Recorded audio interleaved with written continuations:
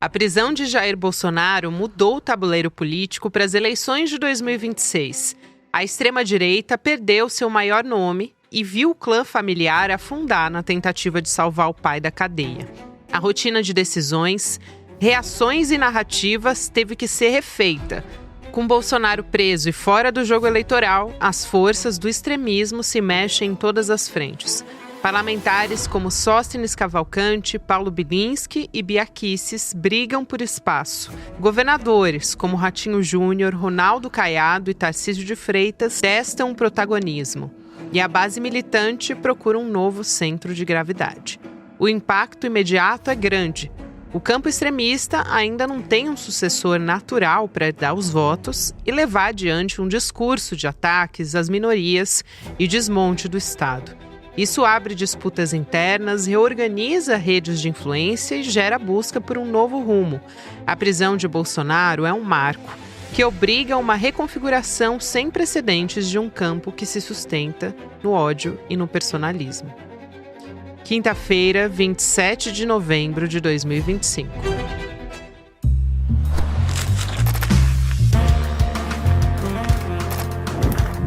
Sou a Gabriela Varela, esse é o Análise com mais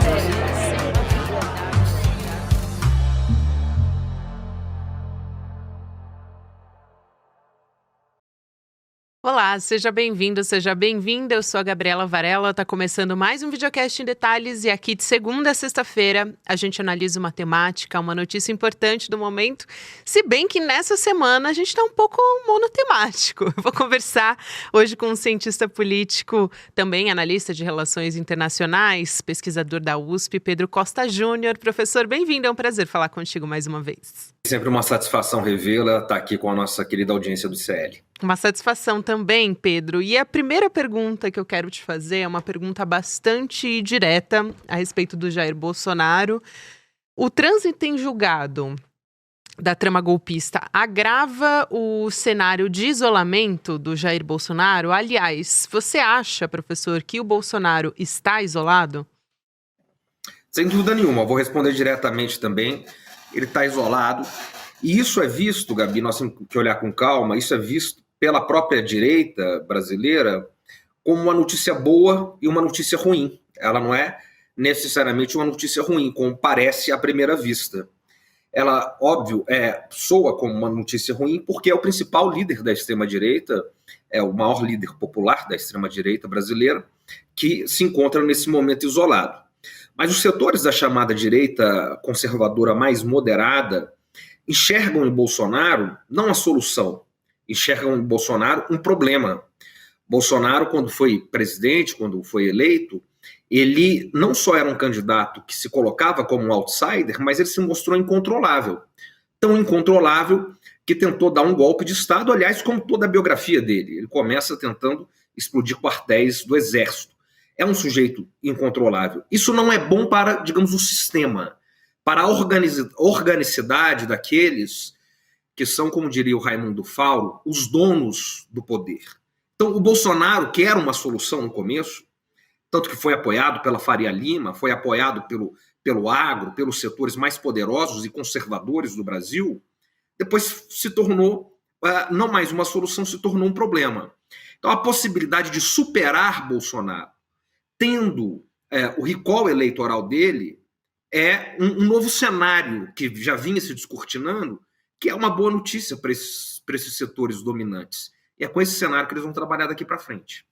E pensando aqui, para não perder de vista as demais prisões também desse núcleo crucial, e acho que isso tem um peso também para esse espectro político, Pedro, como que você enxerga nessa equação os militares de alta patente que foram presos e que devem perder a patente depois também de tramitar essa questão no STM, se isso também tem um peso, se é algo que dá um recado muito importante, já que a gente não tinha uma transição adequada. Até o Carlos Fico citou muito essa expressão que o Carlos Fico, historiador, sempre usou, que é de transição inconclusa, da ditadura para um processo democrático, né? Porque nunca tivemos uma consequência para os militares que torturaram, que assassinaram durante esse período. A história é implacável, Gabi. E essa pergunta é muito importante, porque o que nós estamos assistindo agora, em pleno 2025, é um desdobramento daquilo que não foi feito depois da superação do golpe de 64. Exatamente o não julgamento dos setores criminosos, ditadores, dos militares que golpearam o Brasil, que torturaram, que mataram e que vilipendiaram o Brasil. Diferente de outros países, diferente inclusive dos nossos países irmãos aqui, os nossos irmãos da América Latina, como por exemplo a Argentina, que fez isso em 1985. Colocou os principais golpistas, ex-presidentes militares, inclusive, no banco dos réus. Muitos aqui vão se lembrar, né, do filme 1985, com Ricardo Darín, Nunca Mais. A última frase dele no tribunal, do personagem que ele interpreta ali na figura de promotor contra os golpistas na Argentina. E a anistia no Brasil, como foi feita, uma anistia em que os anistiados militares do golpe foram anistiados sem julgamento, quer dizer, isso já é um oxímoro, né? Já é uma contradição em termos. Como é que você pode anistiar alguém que sequer foi julgado e, portanto, condenado? No caso dos militares golpistas, a anistia veio sem qualquer julgamento e sem qualquer criminalização. Quer dizer, que anistia é essa? E a história voltou, a história continuou, e ela volta para fazer as suas cobranças. Ela volta para fazer aquilo que não foi feito lá atrás. E isso é muito importante, esse é o grande peso. Né? Ter pessoas como o general Heleno, né, que inclusive é uma dessas personagens lá de 64, ou Braga Neto, que foi candidato a vice-presidente agora na reeleição do Bolsonaro e que teve todo esse papel, tanto no governo bolsonarista, no papel dos militares no governo bolsonarista, como na trama golpista, digamos, um desdobramento final daquilo que não foi feito pós-64, não foi feito em 79, quando veio essa anistia geral e restrita, e não foi feito pós-democratização no Brasil, que é quando isso deveria ter sido feito de fato e de efeito, mas está acontecendo agora.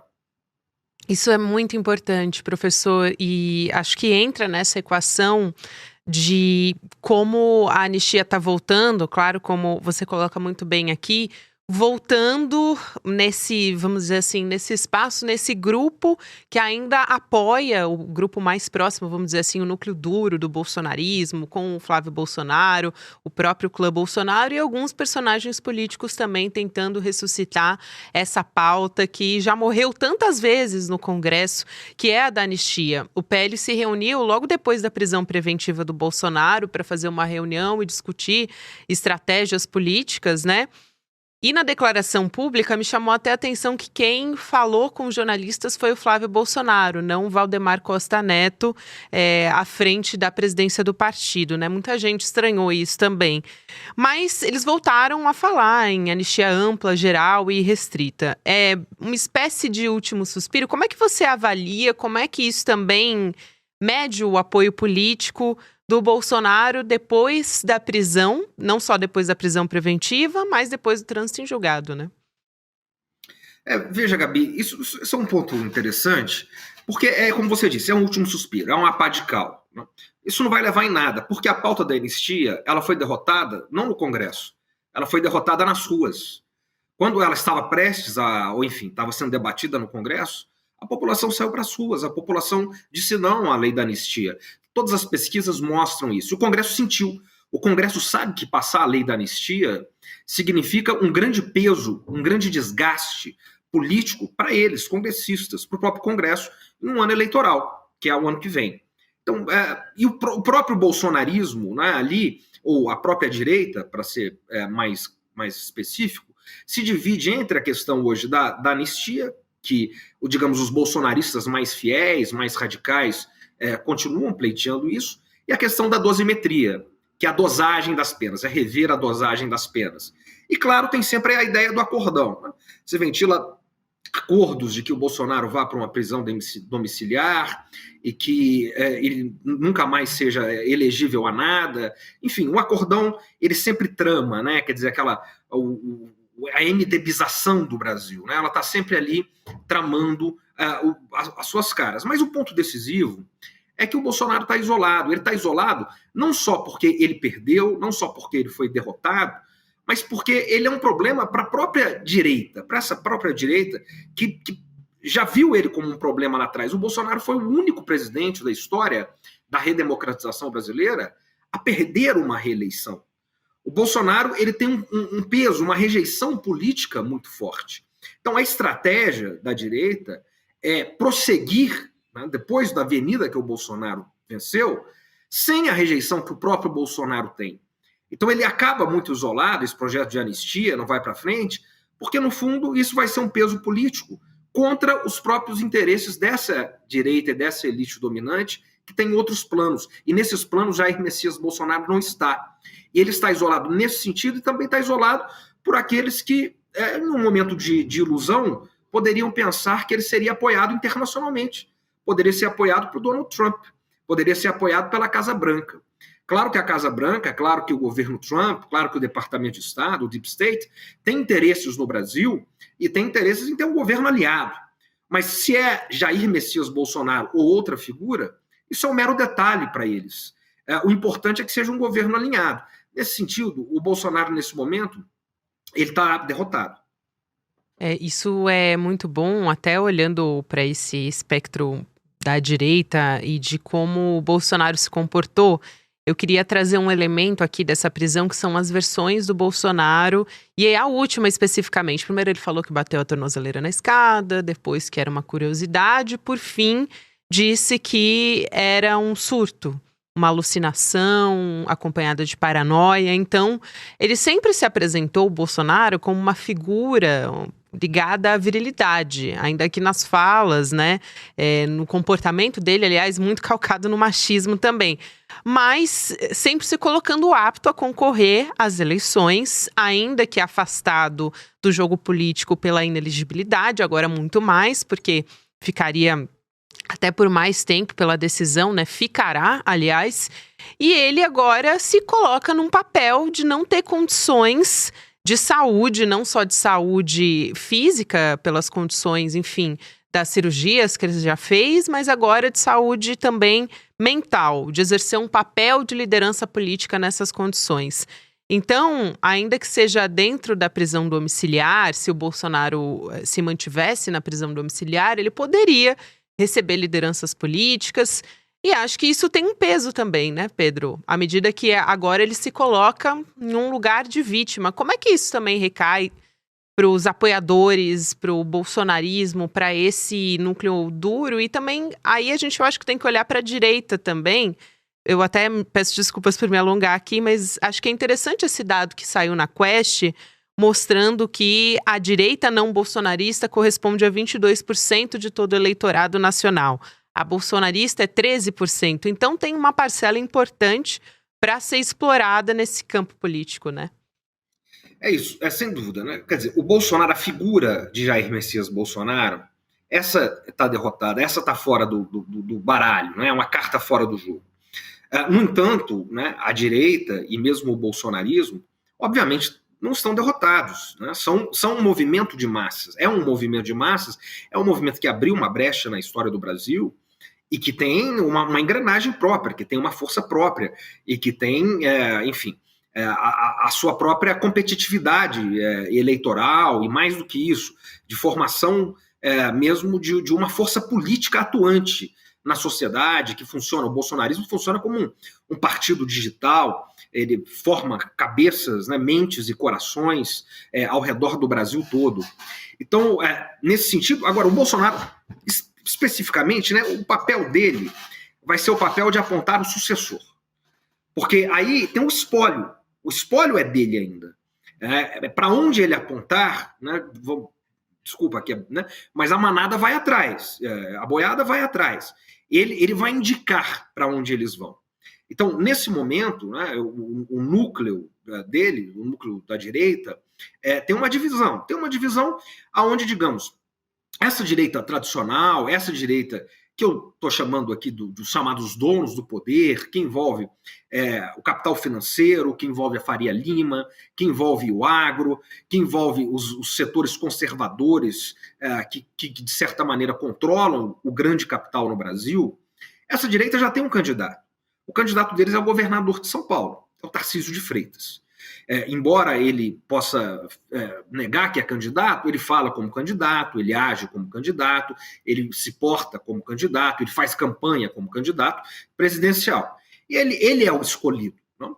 No entanto, os bolsonaristas mais radicais o veem como um candidato do sistema, que de fato ele é. O que faz o Tarcísio ainda mais perigoso do que o Bolsonaro. Porque o Bolsonaro, ao agir como um candidato fora do sistema, incontrolável, né? Mesmo quando presidente, um presidente fora do sistema, incontrolável, errático, ele não conseguia cumprir bem as funções que os grandes donos do capital designavam para ele. O Tarcísio não. O Tarcísio tem mostrado isso em São Paulo. A maneira como ele privatiza, a maneira como ele prende, a maneira como a polícia dele mata, ele tem mostrado uma eficiência. É um sujeito que sabe jogar esse jogo, é um sujeito que é do sistema. Mas os bolsonaristas radicais, que se refere nessa pesquisa Quest, eles já identificam ele como um não bolsonarista original. E o bolsonarismo se forjou nessa maneira.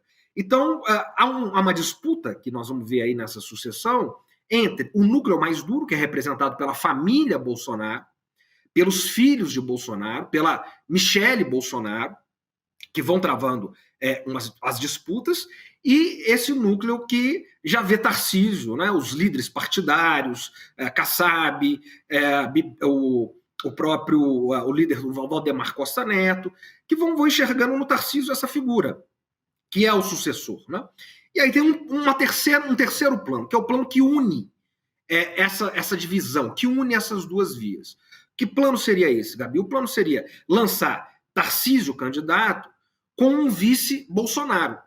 Ou Michele Bolsonaro, esse seria o melhor dos cenários para eles, seria o cenário ideal, ou Flávio Bolsonaro, né? O que não seria aceito de maneira alguma por Eduardo Bolsonaro, que é um dos, digamos, os grande mentor e articulador nesse momento desse bolsonarismo mais radical.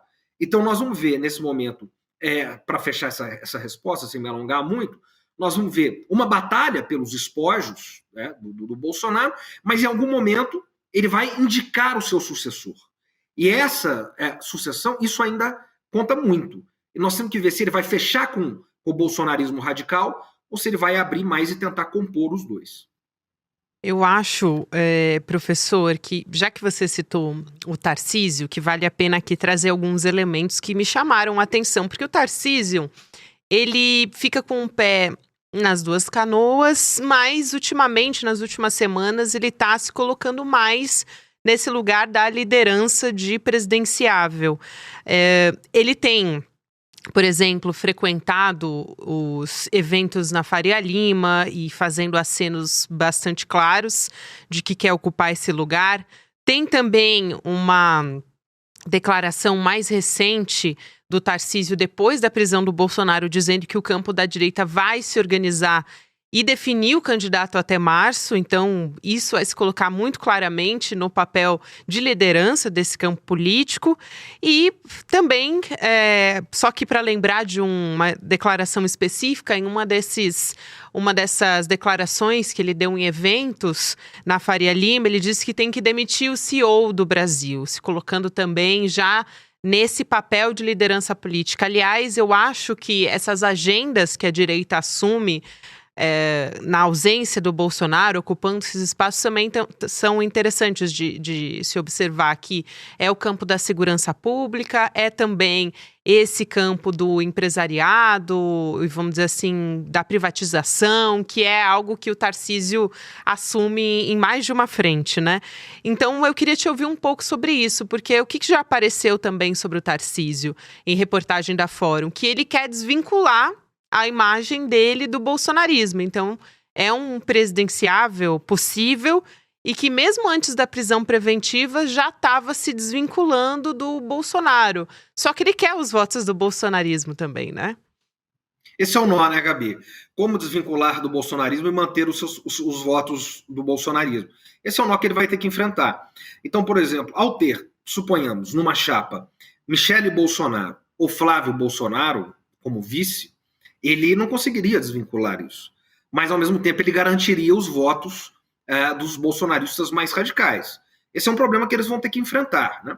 Agora, um outro problema também muito grande que o Tarcísio vai ter que enfrentar, porque se o Tarcísio for para a reeleição, digamos, ele tem a máquina na mão, ele tem uma estrutura consolidada, o estado de São Paulo, sobretudo o interior, é muito conservador, podemos dizer que ele tem uma eleição relativamente garantida.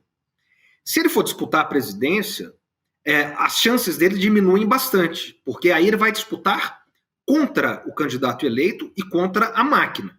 E ele não está disputando contra qualquer candidato, ele está disputando contra o candidato que já foi eleito 3 vezes, o único candidato eleito 3 vezes presidente da República no país, e que já elegeu 2 vezes uma sucessora. Então, o Tarcísio vai enfrentar isso, e vai enfrentar o presidente Lula também, ou o Tarcísio, ou quem for, ou algum dos Bolsonaros, do clã Bolsonaro, o presidente Lula, que reage bem nas pesquisas, desde que Trump veio para cima no tarifaço, né?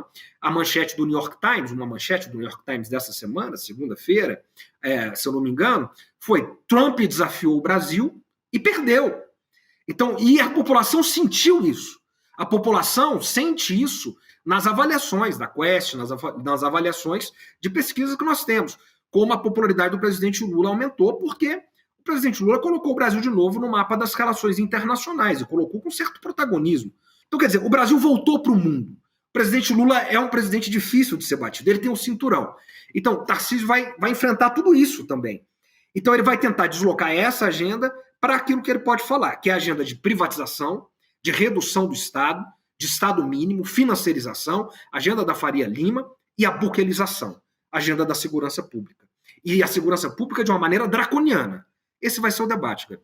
Isso é muito importante, professor, porque eu ia justamente te perguntar como é que ficou essa questão da segurança pública, porque depois daquela operação do Rio de Janeiro, que foi a mais letal da história do Rio de Janeiro e possivelmente do Brasil também, mas os governadores do Consórcio da Paz se reuniram, fizeram aparição pública para tentar tirar algum componente, algum capital político disso, né, em cima dessa operação e da pauta da segurança pública também. A direita estava sem assunto, sem um tema e se agarrou nisso para voltar a também desgastar a imagem do governo de alguma maneira. Só que logo depois a gente teve o encontro entre o presidente Lula e o Trump dando frutos, porque teve a questão da anulação das tarifas.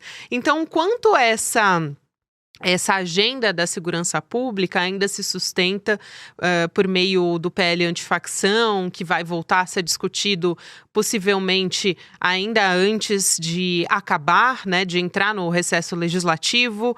A direita perdeu o espaço que estava conseguindo, de alguma maneira, construir dentro desse vácuo e o governo Lula conseguiu mais esse respiro, que é a vitória em relação aos Estados Unidos e também, de certa forma, a prisão do Bolsonaro, que veio no meio disso tudo, né? São questões complexas, né? Vou tentar ser bem rápido. A questão da agenda da segurança pública, essa agenda é uma agenda que a direita domina, não é, Gabi? O governo tem que oferecer uma solução para isso, até a reeleição. Porque é um problema. É um problema nacional e ele vai continuar no ano que vem. Então é preciso ter uma resposta, é preciso ter uma alternativa viável para essa questão. E a solução da direita é a solução simples, é a solução simplória. É bandido bom, é bandido morto. É simples, é isso que eles vão pregar. E essa solução dos grandes presídios, desses presídios dantescos. Agora, não podemos ter ilusão e nem ilusões. Por quê? O plano, né, o Departamento de Estado americano, o Deep State, eles têm um plano para a América Latina. Nós estamos vendo aí a Operação Lança do Sul, que está sobre a Venezuela, mas que enquadra também o México, que enquadra também a Colômbia. O plano deles é muito claro. Né? Eles querem ter um Bukele, eles querem ter um Milei. Né? Nós estamos vendo a Argentina fechando um acordo de livre comércio, que volta a Argentina aí para os tempos coloniais. Os Estados Unidos e a Argentina. Eles querem ter o Milei, querem ter o Bukele em cada país da América Latina. E o Brasil é o mais importante deles. Mais importante porque nós somos a maior economia da América do Sul, o maior território, a maior população. O Brasil é um estado pendular. Então, independente desse sucesso nas negociações e da aproximação do presidente Lula com o presidente Trump, esse projeto que é do Departamento de Estado, né, do governo do Estado americano, ele vai interferir também, ele vai ser forte nas eleições do ano que vem. E eles vão escolher o candidato, né? E esse candidato vai ter o apoio deles. Então, tudo isso nós temos que ver com calma. Ainda tem tempo, mas a disputa política para 2026, a disputa eleitoral já está plenamente aberta, né? Está funcionando. Professor, quero muito agradecer sua presença aqui. É sempre um prazer te ouvir e aprender contigo. Obrigada e até uma próxima. Gabi, o aprendizado é recíproco. Prazer revê-la. Até mais, querido. Valeu. Quero convidar você também que está me acompanhando nessa quinta-feira. Hoje é quinta, é o dia da nossa estreia de pós-graduação em Teoria Crítica da Sociedade aqui no ICL. Então fica com a gente hoje à noite, lá depois do N2, às 8 horas da noite. Vai ter um tempinho ali, um respiro para você e depois você volta para o nosso evento de lançamento, em que a gente vai trazer mais detalhes sobre o nosso curso. Vai ter Nancy Fraser, vai ter Márcia Tiburi, Gessé Souza, Vladimir Safatli, Lindener Pareto e grande elenco nessa pós-graduação. Você pode se inscrever em detalhesicl.com.br para acompanhar e também para ter condições especiais no lançamento. Quem é aluno do ICL também tem, já te adianto isso. Então vai lá porque vale muito a pena. Agora, na sequência, você fica com o Mercado Investimentos, depois tem o Rolê ICL e você pode acompanhar o Em Detalhes em qualquer momento do seu dia. Tem conteúdo novo de segunda a sexta-feira e a gente está nas plataformas de áudio também.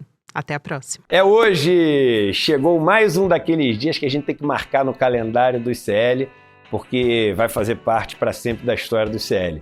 O lançamento da nossa pós-graduação em Teoria Crítica da Sociedade. Primeira vez no Brasil que é oferecido esse curso. Hoje à noite, às 8 horas, eu vou explicar todos os detalhes do curso para vocês. Vocês já estão inscritos, 1 hora antes da aula vai chegar no seu e-mail ou no grupo de WhatsApp o link para você poder clicar e já ir para a sala de espera. O ICL completou 5 anos levando informação de qualidade, reflexão e conhecimento que transformam vidas. E essa história não é feita sozinha.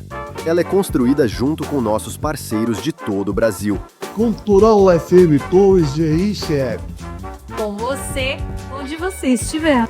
Passando para agradecer a grande parceria que temos com o Instituto Conhecimento Liberta. Obrigado pela parceria que realmente liberta. A nossa parceria aqui em retransmitir o conteúdo do N1 foi um golaço, gol de letra, que venham muitos anos para nós. Um forte abraço a todos. Salve, camaradas do ICL! Vamos crescendo juntos aí nessa grande parceria e esperamos que venham mais muitos e muitos anos pela frente. Conhecimento liberta, e é por isso que nós temos essa parceria, para expandir esse conhecimento. E nós estamos juntos nesse processo e nessa... São vozes unidas em uma rede que cresce a cada dia, levando informação livre e independente para milhões de brasileiros. E você, que tem um canal no YouTube ou uma emissora de TV, pode se juntar a nós. Retransmita o sinal do ICL e leve transformação para a sua audiência. ICL, 5 anos de informação que liberta. E juntos, vamos muito mais longe.